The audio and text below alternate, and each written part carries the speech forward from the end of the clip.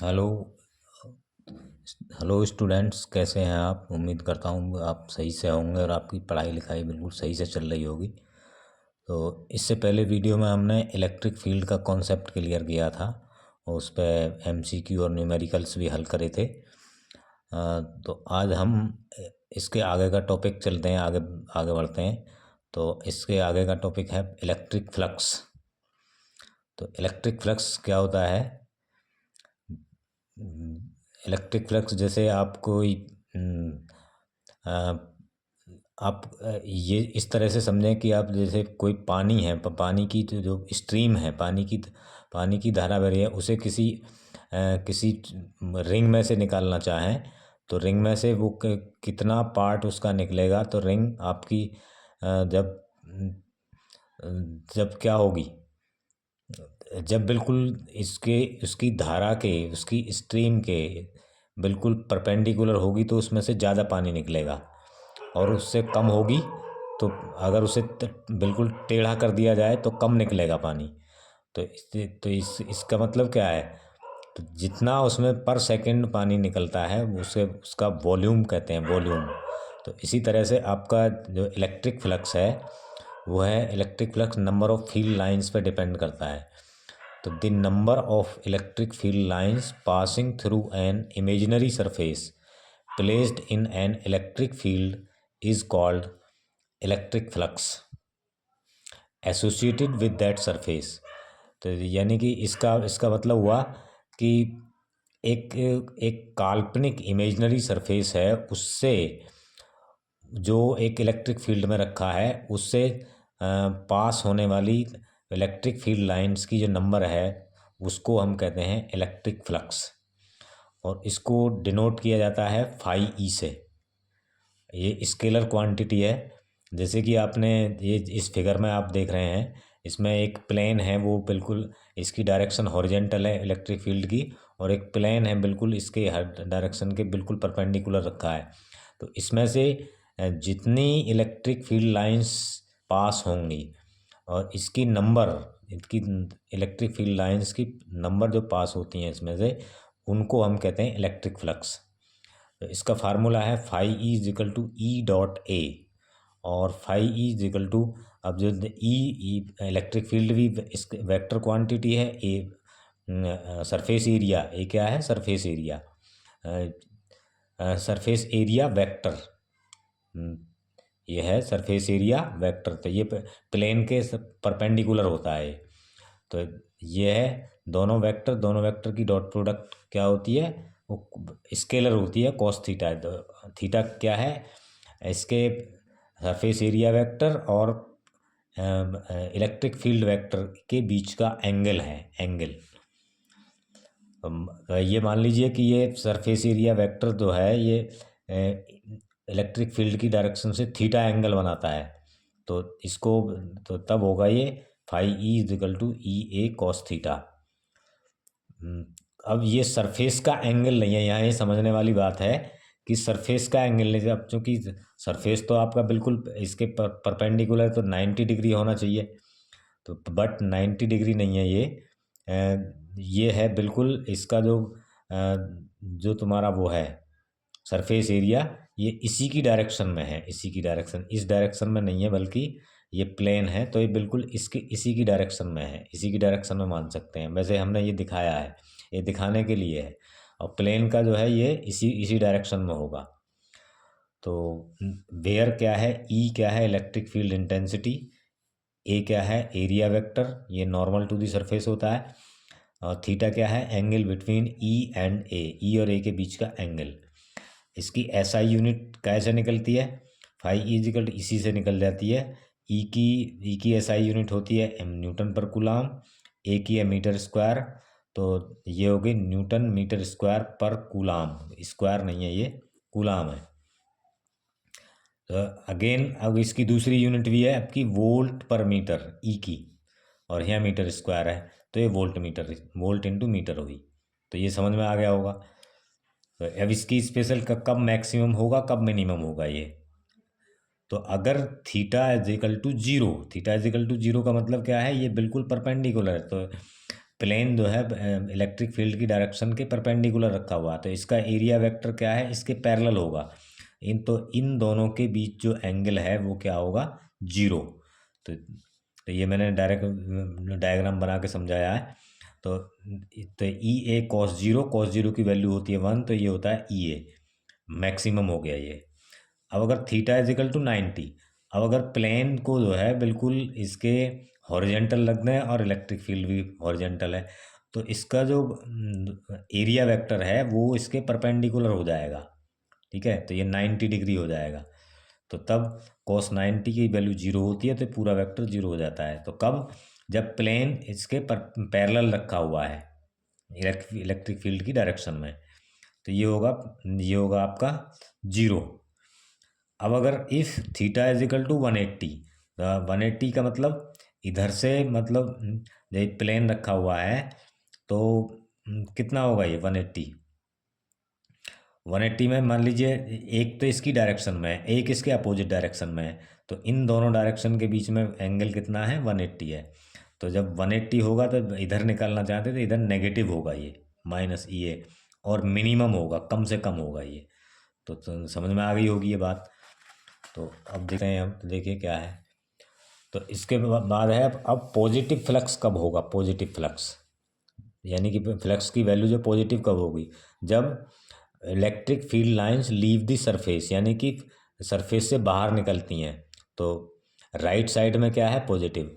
अब जिस साइड से एंटर करती हैं उसकी तरफ नेगेटिव कब होगा, जब फील्ड लाइंस एंटर करती हैं सरफेस में। तो ये बात ध्यान देने की, इस पर मल्टी चॉइस क्वेश्चन पूछा जाता है। तो इसका सिग्निफिकेंस क्या है, फिजिकल सिग्निफिकेंस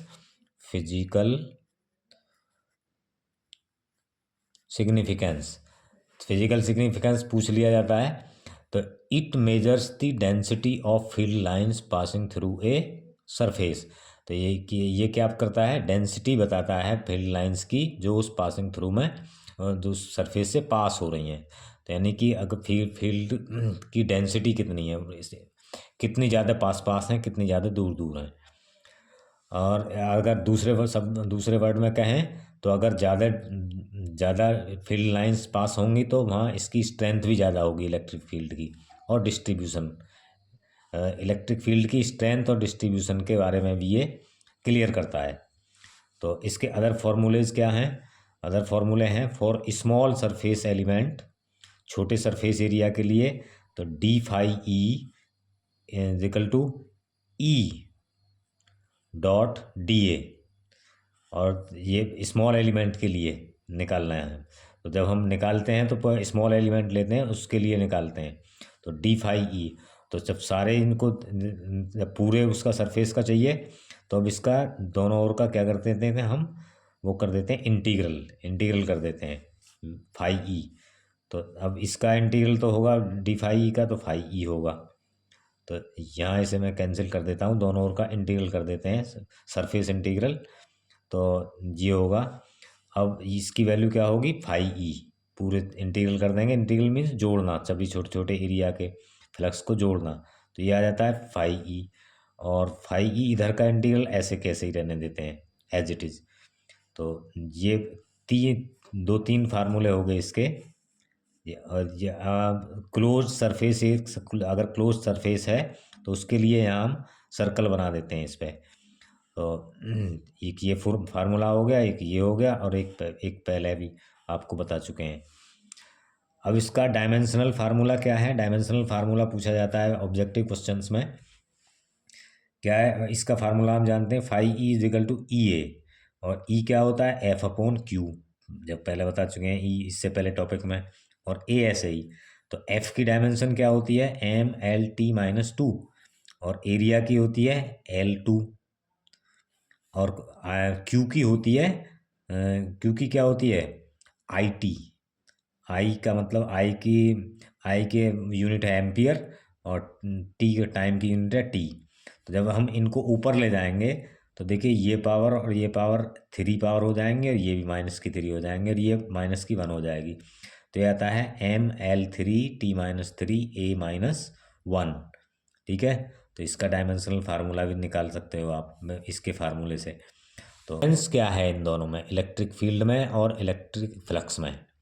तो यहाँ सबसे पहले इलेक्ट्रिक फील्ड है और दूसरे कॉलम में इलेक्ट्रिक फ्लक्स ले लो। तो पहले तो देखो ये कैसी इलेक्ट्रिक फील्ड जो है वेक्टर क्वांटिटी है और ये इलेक्ट्रिक फ्लक्स स्केलर क्वांटिटी है। और दूसरा इसकी डेफिनेशन क्या है, इसकी डेफिनेशन है फोर्स पर यूनिट चार्ज, यानी कि यूनिट चार्ज पर लगने वाला फोर्स को हम क्या कहते हैं, इलेक्ट्रिक फील्ड कहते हैं। और यहाँ है total number of field lines through an area, यानी किसी एरिया से गुजरने वाली या पास होने वाली फील्ड लाइंस की टोटल नंबर को हम क्या कहते हैं, इलेक्ट्रिक फ्लक्स कहते हैं। ऐसा यूनिट है इसका न्यूटन पर कूलाम या वोल्ट पर मीटर, इसका है न्यूटन मीटर स्क्वायर पर कूलाम, और ये है आपका या वोल्ट इनटू मीटर, ये दोनों ही निकाल के बताएं। और इसका फार्मूला क्या है, F is equal to F upon Q, या इसे ऐसे भी लिख सकते हैं 1/4πε0 Q upon R square, Q upon R square, क्योंकि F का फार्मूला है तो Q से Q कट जाएगा। तो अब ये आ जाएगा आपका, इसका फार्मूला है E.A। तो ये 3-4 इसमें डिफरेंस हो गए। तो अब तो मैं उम्मीद करता हूँ कि ये आपका टॉपिक, इलेक्ट्रिक फ्लक्स वाला टॉपिक अच्छी तरह से समझ में आ गया होगा। और अगर अच्छी तरह से समझ में आ गया तो वीडियो को लाइक करें और शेयर करें और कमेंट भी करें। तो MCQ अब देखते हैं इसमें MCQ किस तरह से पूछे जाते हैं इसमें। तो पहला है what is the SI unit of electric flux. तो ये बता चुके हैं, देखिए न्यूटन पर कूलाम दिया है, न्यूटन मीटर स्क्वायर पर कूलाम दिया है, वोल्ट प्रति मीटर दिया है, कूलाम पर मीटर स्क्वायर दिया है। तो इसका आंसर है क्या, इसका आंसर है क्या, बी, न्यूटन मीटर स्क्वायर पर कूलाम, न्यूटन मीटर स्क्वायर पर कूलाम, बी आंसर है। तो दूसरा क्या है, A surface is rotated in uniform electric field, कोई सरफेस है उसको घुमाया जाता है यूनिफॉर्म इलेक्ट्रिक फील्ड में। When is the flux maximum, तो फ्लक्स का जो वैल्यू है, मान है, वो मैक्सिमम कब होगा। तो इसके ऑप्शन दिए, when surface is parallel to the field, जब सरफेस जो है फील्ड के पैरेलल होगा, और जब when surface is 45 degree to the field, 45 degree का एंगल बनाएगा। या तीसरा है when surface is perpendicular to the field, और when the surface is at 30 degree to the field. तो इसमें क्या आंसर है, तो प्लेन जो है, सरफेस जो है, वो क्या होना चाहिए, परपेंडिकुलर टू द फील्ड, तभी उसका एरिया वेक्टर फील्ड वेक्टर के क्या होगा, पैरेलल होगा, तो तभी ये मैक्सिमम होगा। तो आंसर है इसमें सी, ये पहले भी बता चुके हैं हम। में तीसरा क्वेश्चन क्या है, तीसरा है what is the dimension of electric flux. तो डायमेंशन भी हमने अभी तुम इससे पहले निकाल के बताई है, ML_T-3 A-1, ML2T-3 A-1, ML3T-3 A-1 और ML3T-2 A-1। तो इसमें से कौन सी निकल के आई थी, ये वाली निकल के आई थी, सी, जो इससे पहले बताई थी, उसी तरह से निकालनी है। फाइव इजिकल टू ई ए से, five is equal to E A, और ई ये क्या होता है, ई इजिकल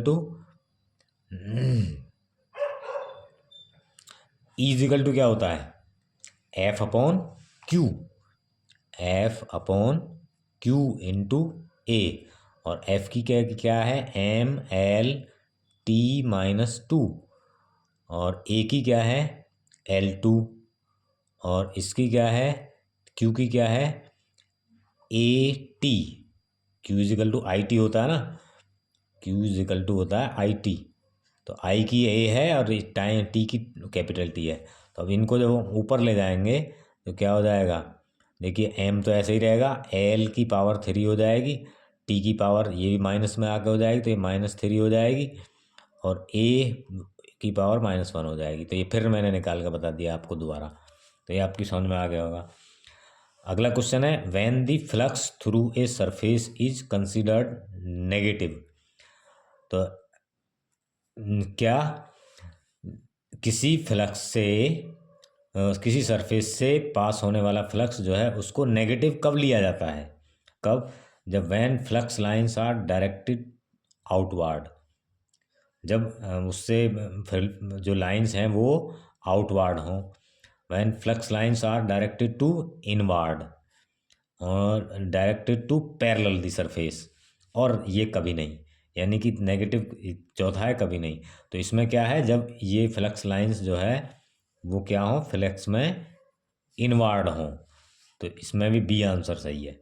तो अब देखिए न्यूमेरिकल है बहुत अच्छा न्यूमेरिकल, बहुत सारा कॉन्सेप्ट आपका क्लियर होगा। सिंपल न्यूमेरिकल क्या है, उसमें तो ई की वैल्यू दी हुई हो और ए की वैल्यू दी हुई हो, फ्लक्स निकाल दो। लेकिन ये थोड़ा सा डिफ़िकल्ट है, इसमें बात वही करनी है। तो find the electric flux through the surface, यानी सरफेस से गुजरने वाला इलेक्ट्रिक फ्लक्स बताइए। विद साइड्स ऑफ, सरफेस की साइड क्या है, 15 सेंटीमीटर और 15 सेंटीमीटर, यानी कि दोनों साइड सेम है, तो इसका मतलब क्या है, स्क्वायर है। प्लेस्ड इन, ये यूनिफॉर्म इलेक्ट्रिक फील्ड, जो एक यूनिफॉर्म इलेक्ट्रिक फील्ड में रखा है, जिसका इलेक्ट्रिक फील्ड की वैल्यू क्या है, 150 न्यूटन पर कूलाम। और एज शोन इन फिगर, ये फिगर भी दिया गया है इसमें, ये फिगर भी क्वेश्चन में ही है, इसमें दिया गया। तो क्या है इसमें, देखिए ये एक सरफेस है आपका, और इसका जो है ये यूनिट वेक्टर है, ये बिल्कुल हॉरिजेंटल रखा हुआ है, और ये इसका परपेंडिकुलर है। अब इस पर जो लाइन है वो दिखाई हैं इस तरह से, यानी कि ये दिखाया है इसके पैरेलल, तो ये 30 डिग्री का जो इसका वो है पैरेलल से, ये 30 डिग्री के एंगल पर ये इंसिडेंट होती हैं, यानी कि इसकी डायरेक्शन जो है वो 30 डिग्री पर इंसिडेंट होती है। तो जब 30 डिग्री पर इंसिडेंस होगी तो ये वाला एंगल कितना होगा। अब देखिए हमें तो एंगल जो इलेक्ट्रिक फील्ड वाला और वो ये चाहिए, ये एंगल नहीं चाहिए हमें सरफेस वाला, और ये तो 30 डिग्री है। तो मान लीजिए ये वाला जो है, इसको हम यहाँ बढ़ाएं तो ये वाला एंगल हो गया इससे क्या, इलेक्ट्रिक फील्ड की डायरेक्शन से और इसकी डायरेक्शन से। तो चूंकि ये इससे नीचे का क्या है, ये अगर यहाँ भी एक परपेंडिकुलर खींच दें हम, तो क्या होगा, इससे बनाएगा ये 60 डिग्री का एंगल। तो 60 डिग्री का एंगल ये निकल आया। बट ये जो एंगल है ये दूसरी साइड में है, जिससे इसमें इलेक्ट्रिक फील्ड लाइंस एंटर कर रही हैं। हमें वो वाला एंगल चाहिए जिससे ये पास हो रही हैं, बाहर निकल रही हैं। तो बाहर निकल रही है, तो बाहर निकलने का मतलब ये वाला एंगल चाहिए हमें, ये वाली एंगल जो है ये, अगर हम इसे बढ़ाएं तो ये तो 60 है, ये 90 है, तो यहाँ से ये कितना हो जाएगा, ये तो 90 हो जाएगा ये वाला, और ये कितना हो जाएगा 30, तो 90 + 30, तो एंगल होगा इसका 90 + 30 = 120 डिग्री। तो ये पास होने वाले फ्लक्स, इलेक्ट्रिक फील्ड और इसके एरिया वेक्टर के बीच का जो एंगल होगा वो कितना होगा, 120। ये इस डायरेक्शन से भी समझाया है, क्योंकि ये तो दिया हुआ है, ये हमने बना के समझाया है इसमें, क्योंकि ये वाला एंगल जो है ये है, यहाँ परपेंडिकुलर है। तो इलेक्ट्रिक फील्ड की डायरेक्शन ये है, तो ये इसका डायरेक्शन, बल्कि ये इसमें एंटर कर रही है, अब जो निकल जो रही है बाहर, तो इसका और इसके बीच का चाहिए हमें, ठीक है। इसके तो ये एंगल होगा 120। तो अब इसमें फार्मूला लगा देते हैं, क्या, phi E = EA cos theta, और इसकी वैल्यूज रख दीजिए, फाई ए 150 ई की वैल्यू, और ए की वैल्यू क्या होगी, स्क्वायर का इसका सरफेस, इसके होगी साइड इनटू साइड, तो अब 0.15 क्यों लिया हमने, क्योंकि वो सेंटीमीटर में है, इसे SI यूनिट में लेंगे तो ये 0.15 मीटर हो गया, तो इसका स्क्वायर होगा, ये कॉस क्या होगा, cos 120। तो इसकी मल्टीप्लाई करेंगे तो ये आ गया 15 की 15 में करेंगे तो ये, और यहाँ 0.0225 × 150, अब यहाँ से एक जीरो कम कर लीजिए, यहाँ से डेसिमल यहाँ पहुँच जाएगा, तो ये आ जाएगा 15 और इसकी वैल्यू कितनी होगी, cos 90 + 30, 90 + theta is equal to sine theta, sine 30, तो साइन 30 की वैल्यू हो जाएगी क्या, साइन 30 की वैल्यू हो जाएगी 1/2, तो ये माइनस का आता, माइनस इसलिए पहले आ गया, तो इसकी इसमें मल्टीप्लाई करेंगे तो ये आ गया, इसको इससे डिवाइड करेंगे, साइन 30 की वैल्यू होती है 1/2 और इसकी वैल्यू आ जाएगी, इससे काट लीजिए 0.1125 और 15 की से मल्टीप्लाई करेंगे तो ये आएगा आंसर। तो ठीक है, इसमें समझने वाली बात बस यही है, थोड़ा सा यही है थोड़ा सा इसका टिपिकल पॉइंट, जो वो मैंने तुम्हें समझा दिया। तो उम्मीद करता हूँ ये आपको न्यूमेरिकल्स भी और इसका कॉन्सेप्ट भी इलेक्ट्रिक फ्लक्स का समझ में आ गया होगा। तो आप प्लीज़ चैनल को सब्सक्राइब करें और लाइक करें और क्या नाम है, इसको शेयर भी करें, कमेंट भी करें। तो अब नए टॉपिक के साथ नेक्स्ट वीडियो में मुलाकात होगी, तो तब तक के लिए बाय बाय, थैंक यू।